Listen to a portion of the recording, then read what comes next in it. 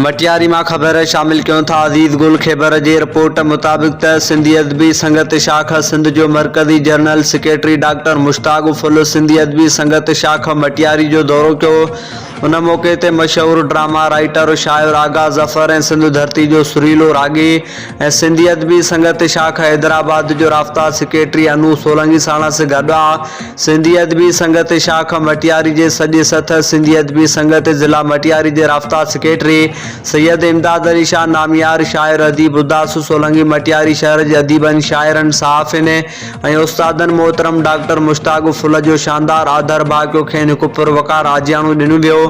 खेनि गुलनि अजरकनि जा तोहफ़ा पेश कया। उन मौके ते संगत जे कारकुननि सां ॻाल्हाईंदे सिंधी अदबी संगत शाख जे सरवाण डॉक्टर मुश्ताक फुल चयो त सिंधी अदबी संगत शाख जे हिकु थियण लाइ असां हर कुर्बानी ॾियण लाइ तयारु आहियूं। मूंखे मुंहिंजे साथियुनि जे सोच में उहिदनि खां वधीक सिंधी अदबी संगत शाख अहम आहे।